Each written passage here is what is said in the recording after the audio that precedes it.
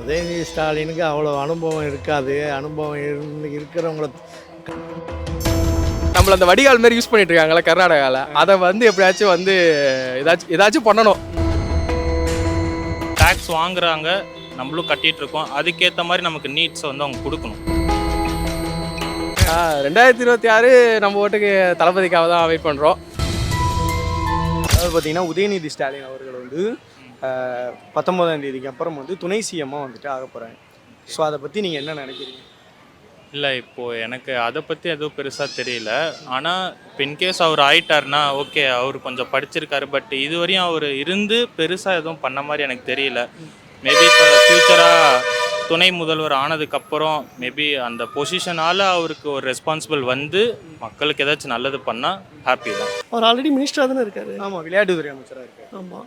So அவர் deputy CM ஆனால் தான் வந்து பண்ணணும்னு தேவையில்ல. அவர் ஆல்ரெடி மினிஸ்டரில் இருக்கார். இப்போ மோரோவர் வந்து சிஎம்மோட பையன் அவர். ஸோ அவர் பண்ண வேண்டியது அந்த போஸ்டிங்லேருந்தே பண்ணலாம். டெப்டி சிஎம்ஐ வந்து தான் பண்ணணுன்றதில்ல. பட் அது அவங்களோட பார்ட்டியோட டிசிஷன் இது. ஸோ வந்து நல்லது பண்ணணுன்னா யாரும் நல்லது பண்ணாலும் நல்லது தானே. ஸோ அது இப்போ கடந்த ஒரு மாதமாகவே அந்த பேச்சு அடிபட்டு தான் இருக்குது. பட் இருந்தாலும் உறுதிப்படாத தகவல் தான். பட் ஒரு இளைஞர் சமுதாயத்திலேருந்து வரும்போது நான் அது வரவேற்கிறேன். இப்போ அவர் ஸ்போர்ட்ஸ் மினிஸ்டர் ஆகி பல்வேறு விளையாட்டு சம்மந்தமான ஹாக்கி சாம்பியன்ஷிப்பு, இந்த kilo India youth championship, squash world championship எல்லாமே நல்ல முறையில் கண்டக்ட் பண்ணார். அவருக்கு ஒரு ஆர்வம் இருக்குது, அது நல்லாவே பார்க்க முடியுது. வந்தால் வரவேற்கிறேன். இன்றைக்கி நாட்டில் வந்து எவ்வளவோ விஷயங்கள் வந்து இருக்குது.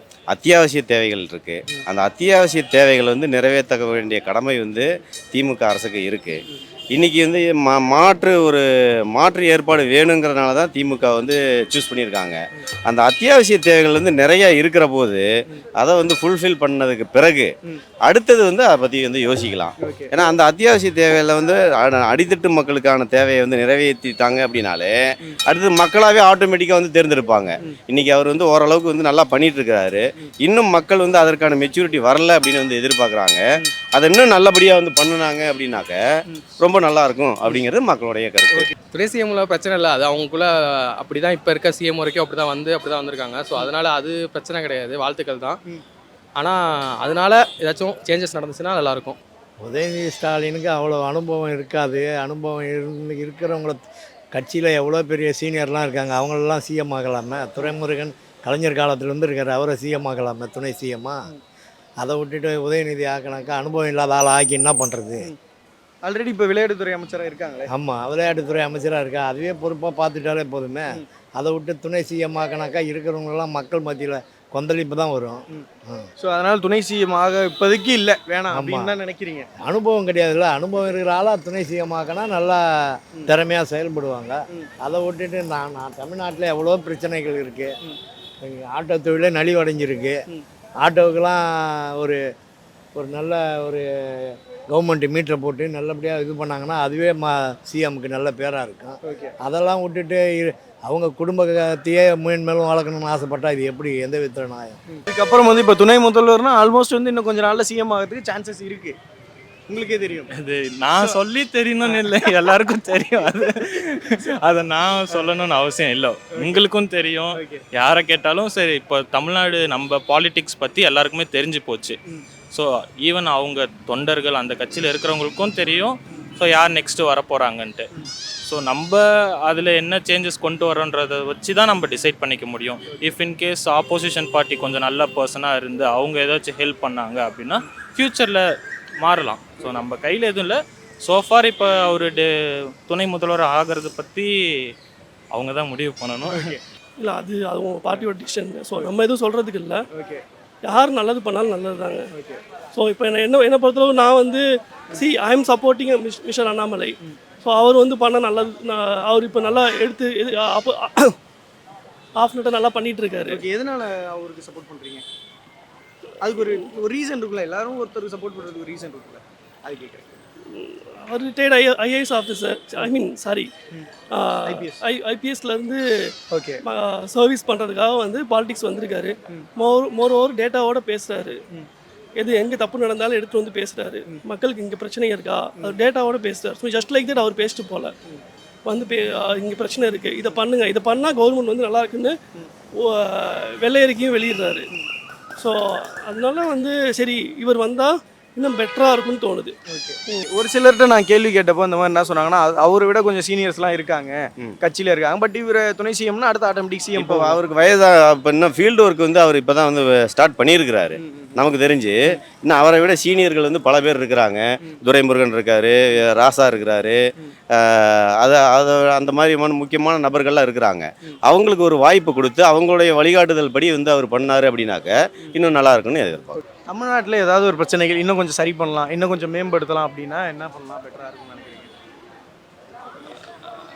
அதாவது அடிப்படை வசதிகள் வந்து இன்னும் கொஞ்சம் மேம்படுத்தி கொடுக்கலாம், நல்லா பண்ணுறாங்க. பட்டு நகர்ப்புறத்தில் கிராமப்புறத்தில் இன்னும் அடிப்படை வசதிகள் மக்களுக்கு நல்ல முறையில் போய் சேரணும். எந்தவித துன்பத்துக்கும் மக்கள் ஆளாமாக அவங்க வீடு தேடி கிடைக்கணும், அது நான் ஆசைப்பட்றேன். மக்களுக்கு பிரச்சனையே இல்லாத ஒரு சுமூகமாக கொண்டு போகிற அரசியல் தான் இருக்கணும். பேசிக் நீட்ஸ் தான் ரொம்ப. இப்போ டேக்ஸ் அது சென்ட்ரல் கவர்மெண்ட் பிரச்சனை. அதே மாதிரி எஜுகேஷன் அண்ட் மெடிசன் தான் மோஸ்ட்டு. அதுதான் நான் வந்து பார்த்த நமக்கு ரிலேட்டடான இருந்தது வந்து அது 2 விஷயம்தான். நம்மளால் நமக்கு தேவையும் இருக்குது, பட் நம்மளால் அதை அஃபோர்ட் பண்ணவும் முடியல. மிடில் கிளாஸாக இருக்கிறப்போ அதிகமான ஃபீஸ் கொடுத்தும் நம்மளால் படிக்க முடியல. ஸோ அந்த கஷ்டம்லாம் இருக்குது நிறைய. ஸோ இதே பேசிக்கான அடிப்படை சேஞ்ச் பண்ணலாம். எஜுகேஷன் அண்ட் மெடிசன் வந்து இப்போ டேக்ஸ் வாங்குறாங்க, நம்மளும் கட்டிகிட்டு இருக்கோம். அதுக்கேற்ற மாதிரி நமக்கு நீட்ஸை வந்து அவங்க கொடுக்கணும். அது கொடுத்தா ஓகே தான். நிறைய விஷயங்கள் சேஞ்சஸ் பண்ணணும். ஸோ நம்ம சென்னை உங்களுக்கு தெரியும் மழையால் எவ்வளோ கஷ்டப்பட்டுட்டு இருக்கோன்ட்டு. ஸோ லாஸ்ட்டு மான்சூனில் பார்த்தோம் நம்ம. ஸோ இந்த தடவை வந்து அது இந்த மான்சூன் பிரச்சனை இல்லாமல் பண்ணுறதுக்கு முன்னெச்சரிக்கையாக அவர் ஏதாவது பண்ணணும். எஸ்பெஷலி வேளச்சேரி அந்த ஏரியாவில் உள்ளது. ஸோ அதை பண்ணிட்டாலே நம்ம சென்னையில் கொஞ்சம் நிறையா தனிநபர் வருமானத்திலேருந்து இன்னும் எவ்வளவோ பண்ண வேண்டிய விஷயங்கள் வந்து நிறைய இருக்குது. அதெல்லாம் வந்து ஃபுல்ஃபில் பண்ணிட்டாருன்னு வச்சுக்கோங்களேன். அடுத்தாப்புல வந்து நாம் வந்து இவங்க இப்போ கட்சி சார்பாக தான் அவரை வந்து தேர்ந்தெடுக்கிறாங்க. அடுத்தது வந்து இப்போ இந்த மாதிரி ஒரு முக்கியமான விஷயங்கள் எல்லாமே வந்து அவர் இறங்கி ஃபீல்டில் வந்து ஒர்க் பண்ணுற போது மக்களே வந்து ஆட்டோமேட்டிக்காக அவர் வந்து சூஸ் பண்ணுவாங்க. 2026 இப்போதைக்கு அவருக்கான தேவைகள் வந்து ரொம்ப கம்மியாக தான் இருக்குது. இன்னும் நல்லா பண்ணார் அப்படின்னாக்க மக்களே ஆட்டோமேட்டிக்காக வந்து தேர்ந்தெடுப்பாங்க. 2026 யார் வருவான்னு நினைக்கிறீங்க? 2026 நம்ம ஓட்டுக்கு தளபதிக்காக தான் வெயிட் பண்ணுறோம். அவர் வந்தாருன்னா புதுசாக ஒரு சேஞ்சஸ் நடக்கணுமே. எல்லாமே பழசை பார்த்தாச்சு, எல்லாரையும் பார்த்தாச்சு. அவங்க அரசியலில் இருந்தவங்க, அவங்க ஃபேமிலி வந்தாச்சு, நிறைய பேர் உள்ளே வந்து ட்ரை பண்ணியிருக்காங்க. ஸோ இவருக்கு ஒரு சான்ஸ் நம்ம கொடுப்போம் அப்படின்னு தோணுது. ஒரு ஜென்ரலான ஒரு கேள்வியா என்னன்னா, இப்போ வந்து எல்லா இடத்துலையும் பிஜேபி வந்து வருது, ஆனால் தமிழ்நாட்டுக்குள்ளே மட்டும் அதிகமாக வர முடியலையே. இப்போ அண்ணாமலை வந்ததுக்கப்புறம் அந்த பிரச்சனையும் இல்லையே. இப்போ அவர் வந்ததுக்கப்புறம் இப்போ நல்லா க்ரோ ஆகிட்டானே இருக்குது. சரி 3% நோட்டா பட்டியல்லாம் சொன்னாங்க. ஸோ இதே ப்ரூவ் இல்லை. இப்போ ரீசன்ட் பார்லிமெண்ட் எலெக்ஷன் தான் இது ப்ரூவ் பண்ணிட்டாங்க. ஓகே. ஸோ அது வந்து ஆனால் தமிழ்நாட்டில் ஒரு இடத்துல கூட ஜெயிக்க முடியல அப்படின்னு ஒன்று இருக்குல்ல. இப்போ கூட லாஸ்ட் உள்ளாட்சி தேர்தல் அதுக்கு பற்றி கேட்குறேன். கரெக்டு தாங்க. க்ரோத் வந்து எப்பயுமே வந்து கொஞ்சம் கொஞ்சமாக தான் வரும். அதை அவரே கிளாரிஃபை பண்ணிட்டாரு.